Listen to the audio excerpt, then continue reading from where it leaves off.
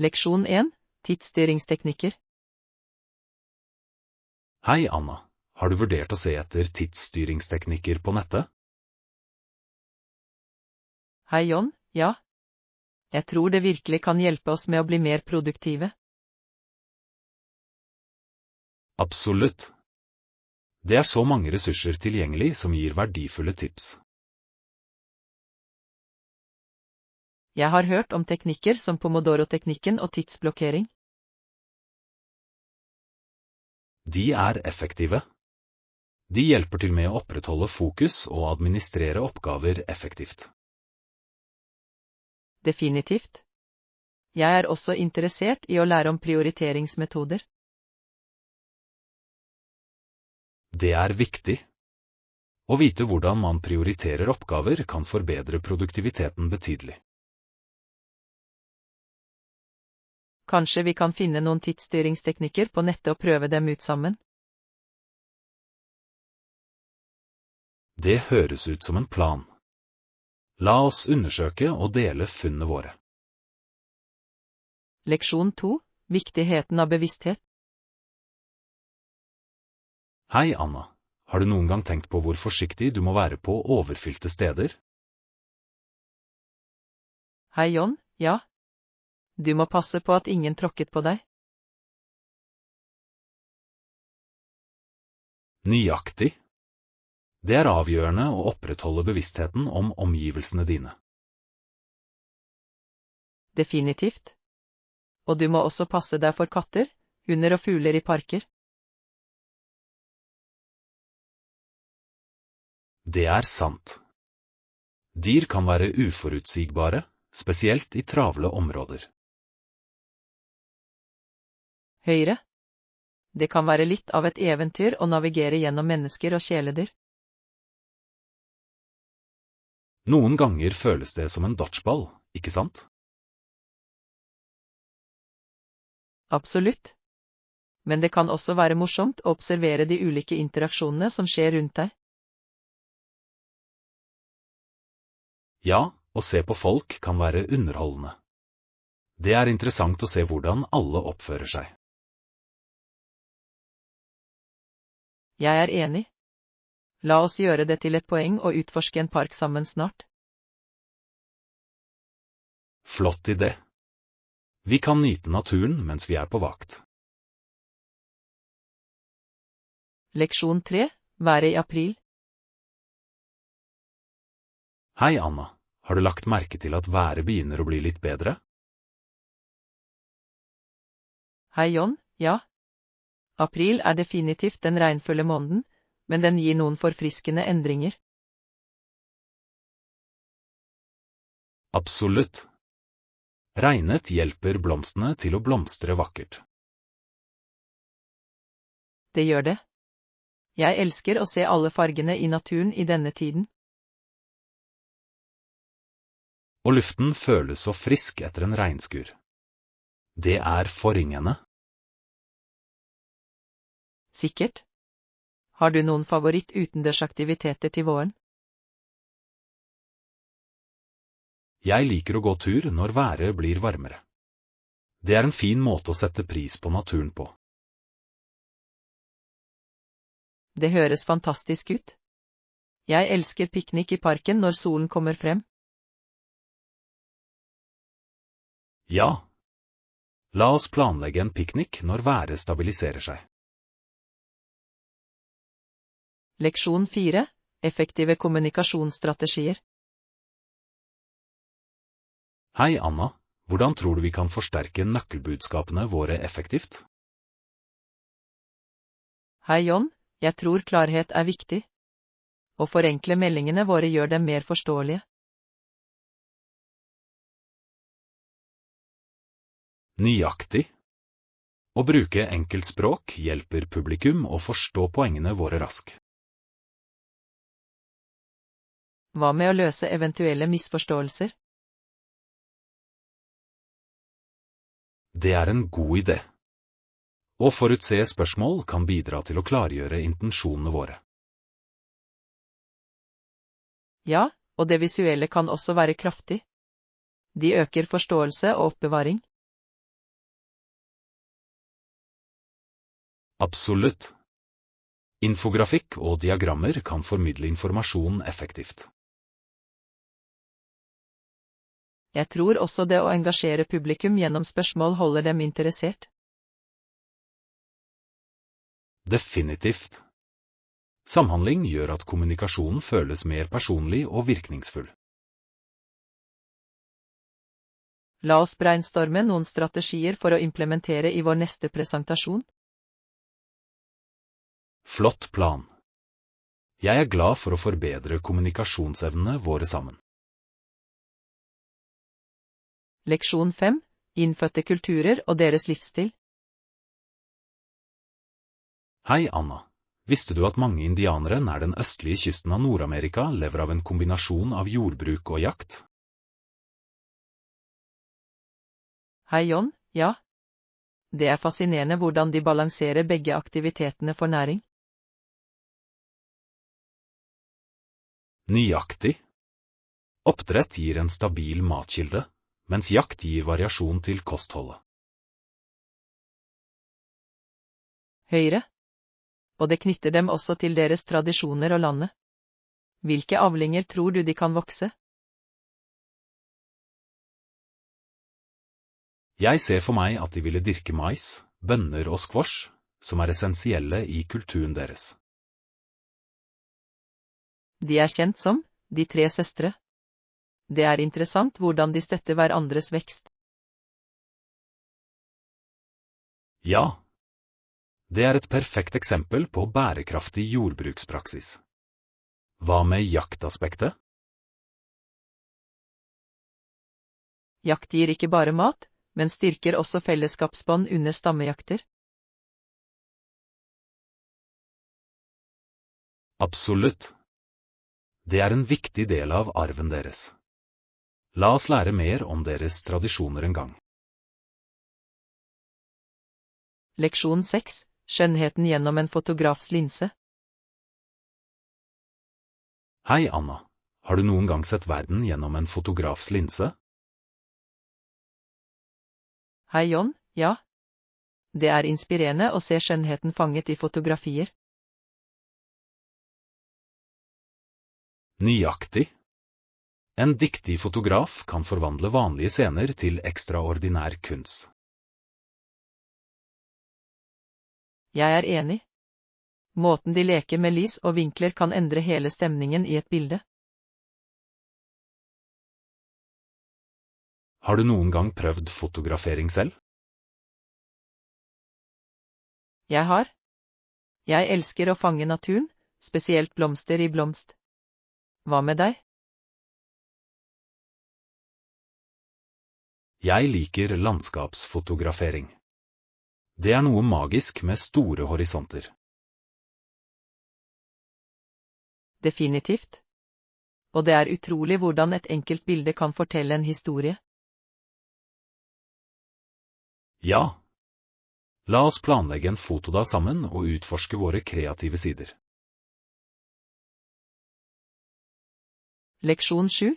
En sunn frokostrutine. Hei, Anna.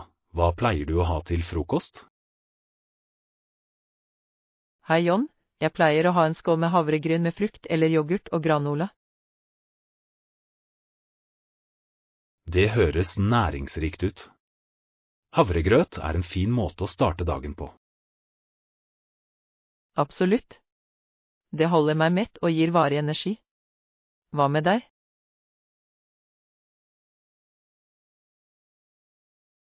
Jeg liker smoothies, spesielt med spinat og bananer. De er forfriskende og sunne. Det er et godt valg. Smoothies er så allsidige. Du kan legge til så mange ingredienser. Ja. Jeg liker å eksperimentere med forskjellige smaker. Legger du noen gang nøtter eller frø til havregrynene dine? Det gjør jeg. Tilsetning av mandler eller chiafrø øker ernæringen enda mer. Flott idé. La oss dele noen oppskrifter og prøve å lage mat sammen en gang. Leksjon 8, forespørselsresultatene. Hei, Anna. Jeg leste nylig om en undersøkelse utført i flere land angående utdanningsreformer.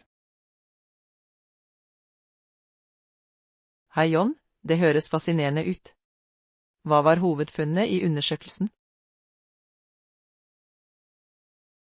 Resultatene indikerte at land med sterk vekt på lærerutdanning så betydelige forbedringer i elevenes prestasjoner.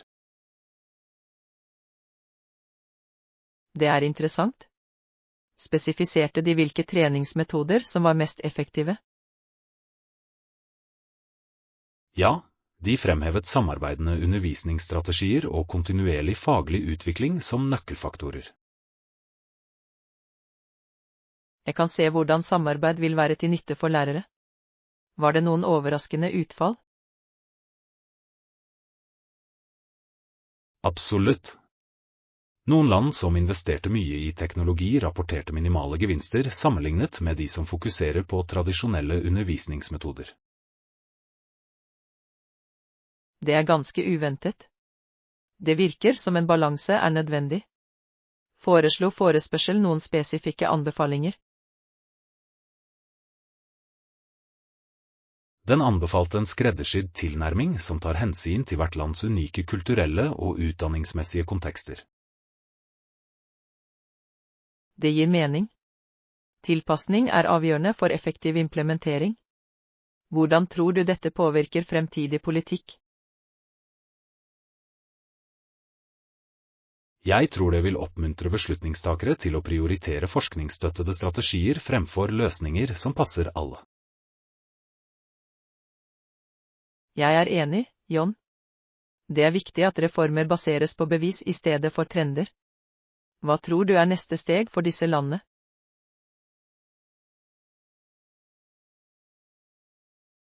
De bør overvåke og evaluere virkningen av eventuelle endringer for å sikre at de oppfyller utdanningsmålene sine. Leksjon 9, tilpasning til endring. Morgen, Anna. Jeg har tenkt på hvor viktig det er å tilpasse seg raskt til endringer i miljøet vårt. Hei John, det er et spennende tema. Ser du på deg selv som tilpasningsdyktig? Ja, jeg tilpasser meg lett endringer, spesielt i arbeidet mitt. Hva med deg? Jeg tror jeg tilpasser meg bra også, men noen ganger tar det meg et øyeblikk å tilpasse meg. Hva hjelper deg under overganger?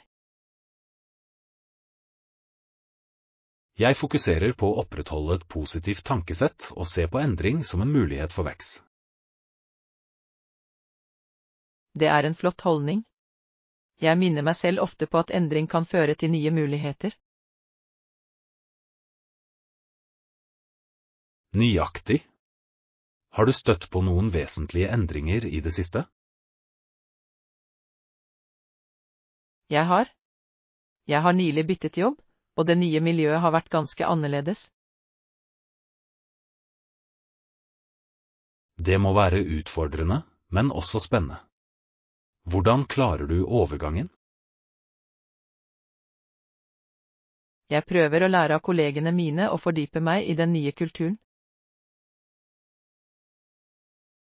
Det er en smart tilnærming. Å engasjere seg med andre kan gjøre tilpasningsprosessen smidigere. Absolutt.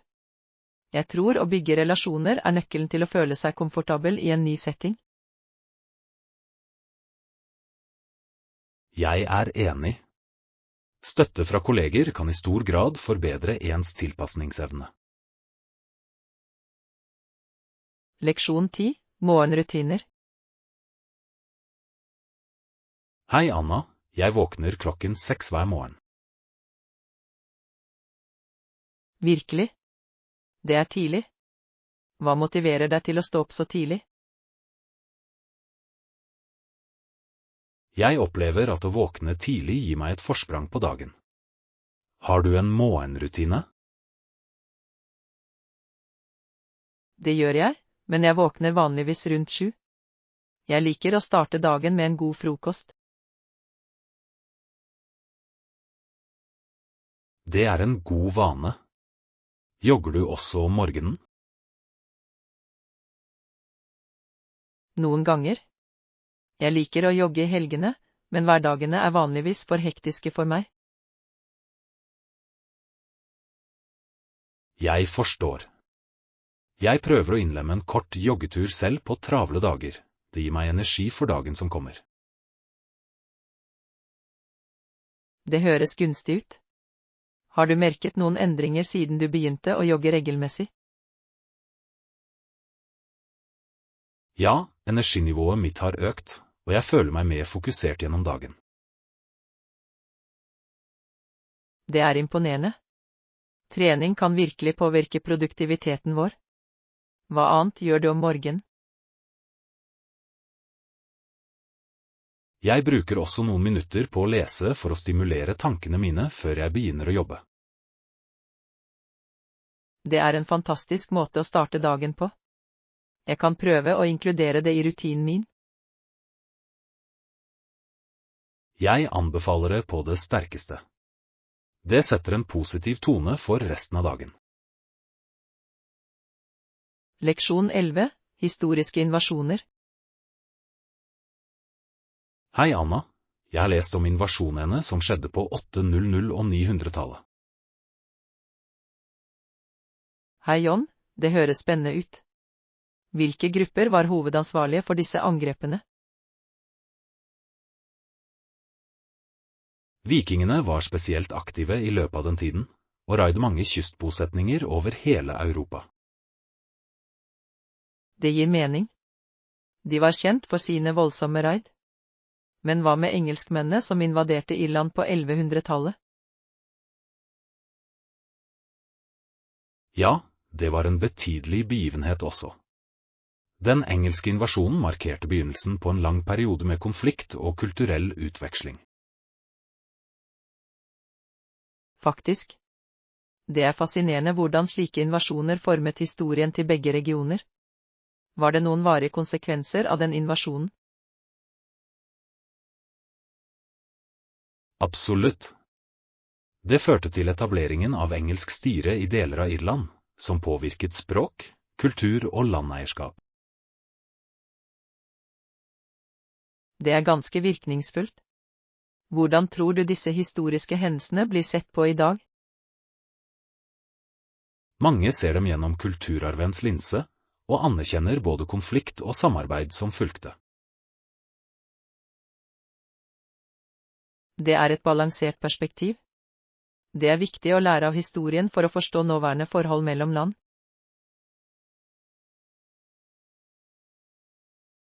Nøyaktig. Å forstå historie kan fremme empati og en følelse av enhet mellom ulike kulturer. Leksjon 12. Helgeplaner. Hei Anna, har du lagt noen planer for helgen? Ikke ennå. Jeg tenkte å gå i morgen for å utforske den lokale kunstutstillingen. Det høres herlig ut. Jeg har hørt at den inneholder noen utrolige samtidsartister. Ja, jeg har lest om det også. Hva med deg? Noen planer for helgen? Jeg vurderer å sjekke ut en ny restaurant som nettopp åpnet i byen. Det høres fristende ut. Har du sett menyen enda? Jeg har. De tilbyr ulike retter, men jeg er spesielt begeistret for fusjonsrettene deres. Fusjonskjøkken kan være fascinerende. Det er alltid hyggelig å prøve nye smakskombinasjoner. Absolutt. Jeg synes det er en fin måte å oppleve ulike kulturer gjennom mat. Jeg er helt enig. Kanskje vi kunne kombinere planene våre. Vi kunne besøke utstillingen og deretter prøve restauranten etterpå. Det er en fantastisk idé. Det ville sørget for en godt avrundet dag med kunst og kulinarisk utforskning. Leksjon 13. Utforske lokal kultur. Morgen, Anna. Jeg tror vi bør sjekke ut de kjente landemerkene først når vi besøker byen. Jeg er enig. Arkitekturen og historien er alltid fascinerende å utforske. Hvilke landemerker har du i tankene? Jeg har hørt at det gamle slottet er et must-see. Dens historie går århundrer tilbake.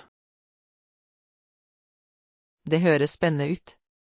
Hva med det lokale kjøkkenet? Noen spesielle retter du har lyst til å prøve? Jeg er spent på å smake på den tradisjonelle lapskausen. Det sies å være det beste i regionen. Det høres deilig ut. Jeg har også lest om deres berømte bakverk. Jeg synes vi bør prøve dem også. Absolutt. Desserter er alltid et høydepunkt for meg. Å utforske lokal mat kan forbedre vår kulturelle opplevelse. Definitivt. Det gir oss en smak av den lokale livsstilen og tradisjonene. Hvordan finner du vanligvis de beste spisestedene? Jeg stoler ofte på anbefalinger fra lokalbefolkningen eller sjekker anmeldelser på nettet. Det hjelper å oppdage skjulte perler. Leksjon 14. Shoppingeventyr. Hei, Anna. Jeg må hente noen dagligvarer. Vil du bli med? Hei, John. Det høres gøy ut. Hva trenger du å få?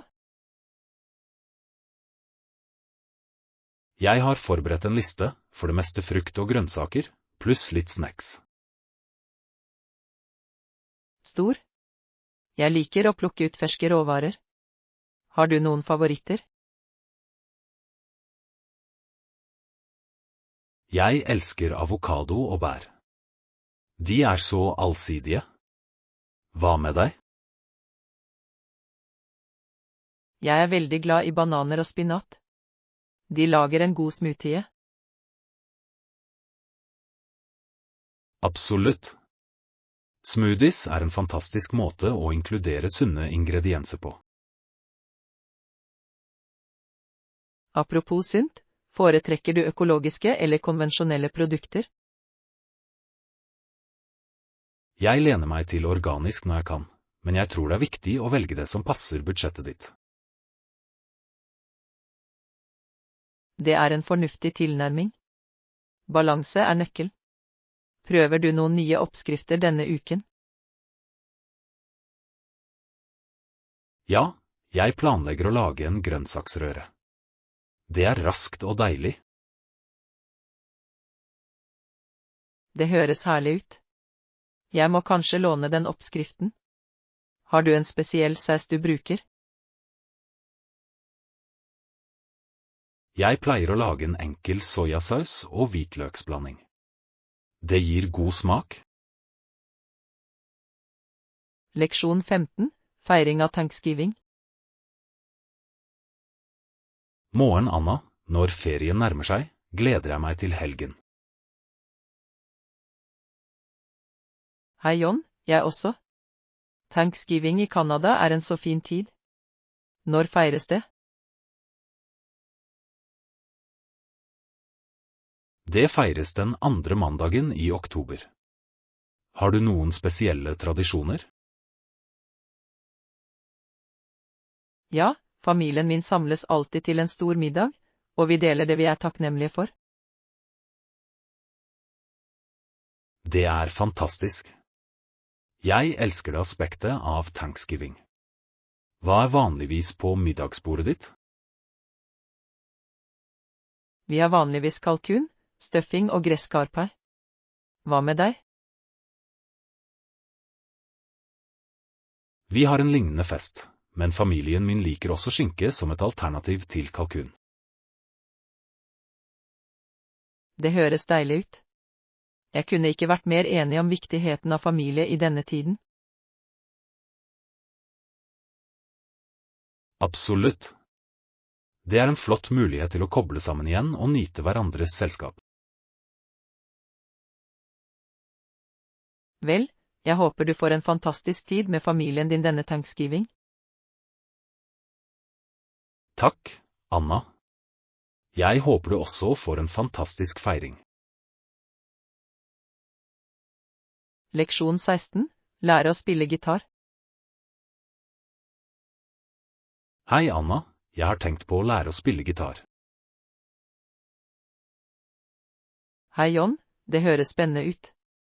Har du spilt noen instrumenter før?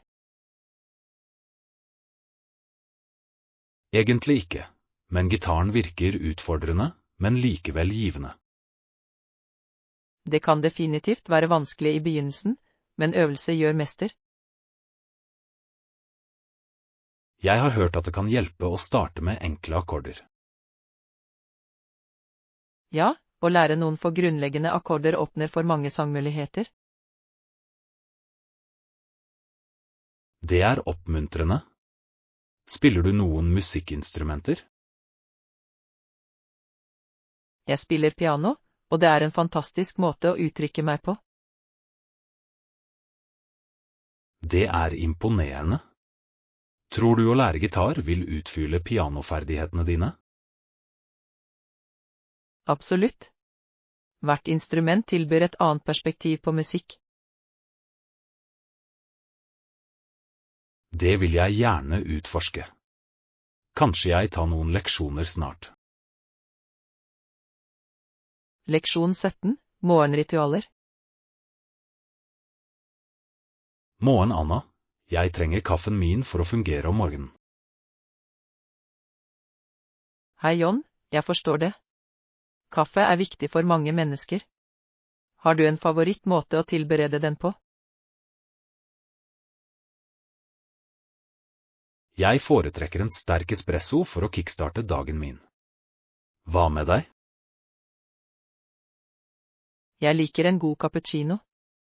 Den skummende melken gir en så fin touch. Det høres herlig ut. I tillegg til kaffe, er det noe annet du gjør for å få energi om morgenen? Jeg liker å bruke noen minutter på å meditere. Det hjelper virkelig med å rydde tankene mine og sette en positiv tone for dagen. Meditasjon er en fantastisk praksis. Jeg går ofte en kort spasertur for å nyte den friske luften. Det er en god idé. En spasertur kan være forfriskende. Har du en favorittrute? Jeg elsker å gå gjennom den nærliggende parken. Den har vakre trær og en rolig atmosfære. Høres deilig ut. Å være i naturen kan definitivt forbedre humøret ditt. Absolutt. Jeg tror at å starte dagen med positive vaner virkelig påvirker hvordan vi har det. Leksjon 18. Værmelding. Hei, Anna. Så du værmeldingen? Det kan komme en dusj på ettermiddagen. Hei, John. Ja, det la jeg også merke til. Det er alltid godt å være forberedt. Synes du vi bør bære paraplyer? Det synes jeg er en klok idé. Bedre safe than sorry, ikke sant? Nøyaktig. Jeg liker ikke å bli fanget i regnet uventet. Planlegger du å gjøre noe utendørs i dag? Jeg tenkte å ta en sykkeltur, men jeg vil kanskje vurdere om regnet kommer. Det er forståelig. Jeg hadde lignende planer for en piknik, men jeg må kanskje endre dem også. Kanskje vi kan legge om til en annen dag når været er mer gunstig. Det høres ut som en plan. Forhåpentligvis vil solen snart skinne sterkere. Ja, krysser fingrene. Det er alltid hyggelig å nyte utendørsaktiviteter uten å bekymre seg for været. Leksjon 19. Naturutflukter. Morgen, Anna. Jeg har hørt at vi vanligvis har vakre stier å gå rundt her. Hei John, det høres bra ut. Vandring er en fantastisk måte å få kontakt med naturen på. Det er det virkelig. Har du en spesiell park du liker å besøke for fotturer? Ja, jeg elsker å gå til Green Valley Park. Stiene er godt vedlikeholdt og tilbyr fantastisk utsikt. Jeg har hørt om den parken. Jeg burde definitivt sjekke det ut. Hva er din favorittløype der? River Trail er min favoritt, den renner langs en vakker bekk og har rikelig med skygge. Det høres perfekt ut for en varm dag. Går du ofte på tur med venner eller alene? Jeg pleier å gå med venner, det gjør opplevelsen morsommere. Hva med deg? Jeg går ofte alene, men jeg vil ikke ha noe imot å bli med i en gruppe for en forandring.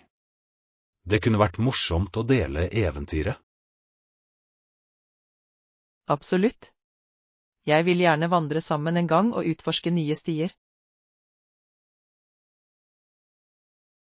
Det er en god idé.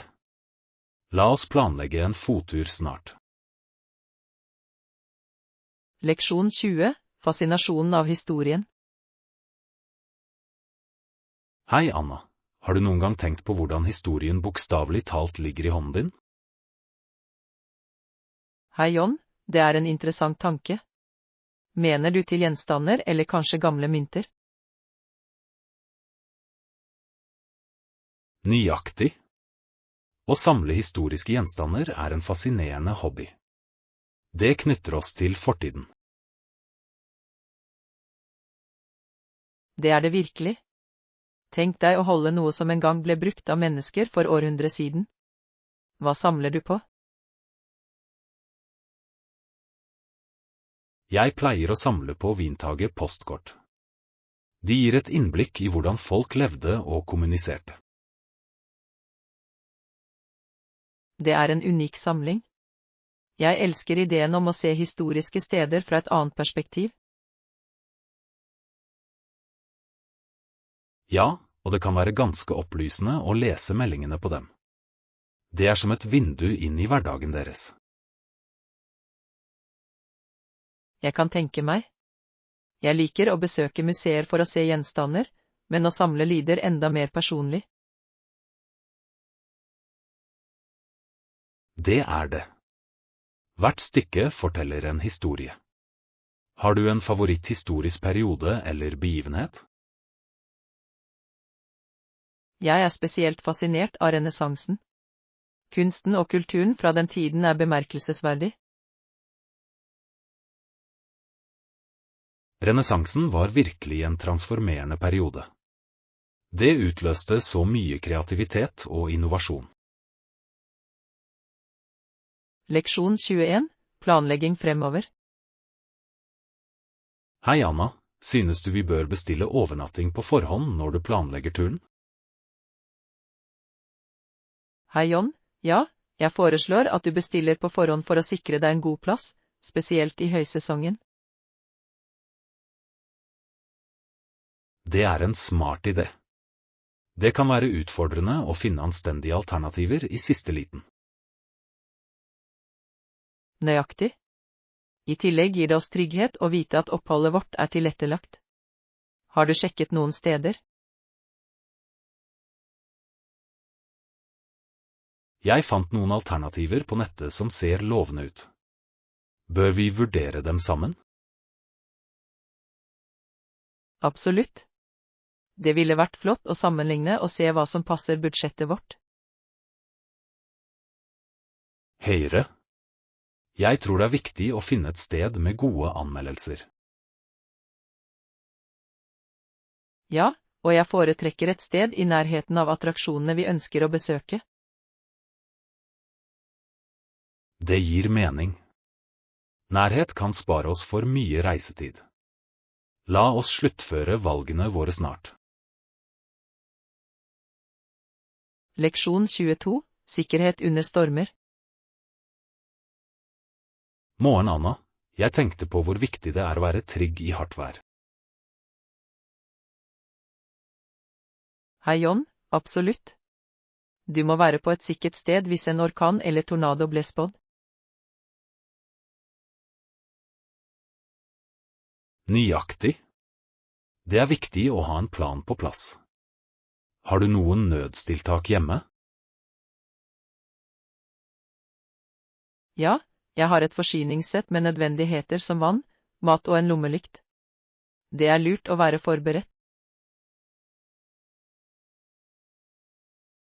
Det er en god tilnærming. Jeg tror det også er viktig å holde seg informert gjennom værvarsler. Definitivt. Det er bedre å være klar over eventuelle endringer i prognosen. Har du noen gang måttet kansellere planer på grunn av været? Jeg har. Jeg husker jeg avlyste en piknik en gang da det var varslestorm. Det var skuffende, men nødvendig. Jeg forstår. Sikkerhet skal alltid komme først. Det er bedre å planlegge for en mer solrik dag.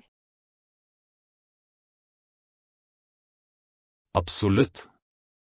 Planlegging for det uventede er nøkkelen. La oss sørge for at vi holder oss trygge og nyter aktivitetene våre. Leksjon 23, kunsten å bake. Hei, Anna. Jeg har laget en sjokoladekake med lag med karamell og en vaniljesmørkremfrosting. Hei John, det høres utrolig deilig ut. Hvordan klarte du å lage et slikt mesterverk?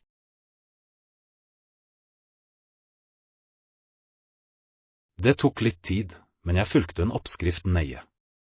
Lagdelingsteknikken kan være vanskelig. Jeg kan bare forestille meg. Liker du å bake ofte, eller var dette en spesiell anledning? Jeg baker ganske ofte, spesielt når jeg vil unne venner eller familie.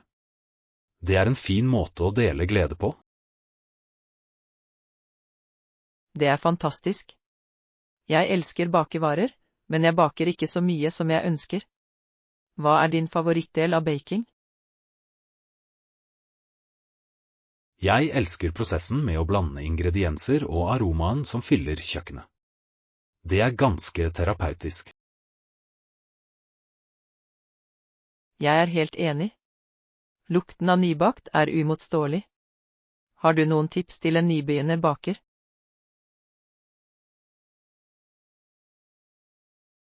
Start med enkle oppskrifter og ikke vær redd for å gjøre feil. Hvert forsøk lærer deg noe nytt. Det er et godt råd. Jeg må prøve meg på baking snart.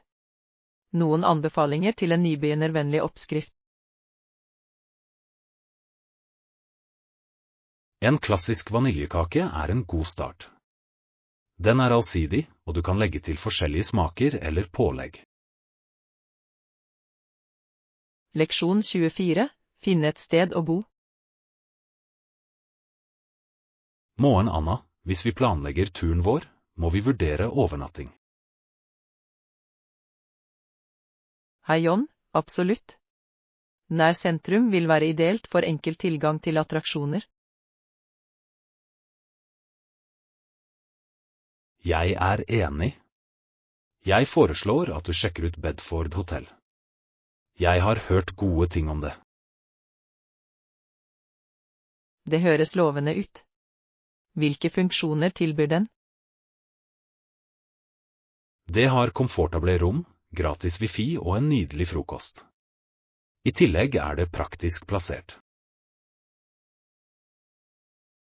Det er fantastisk. Nærhet til offentlig transport er også viktig for sightseeing. Nøyaktig.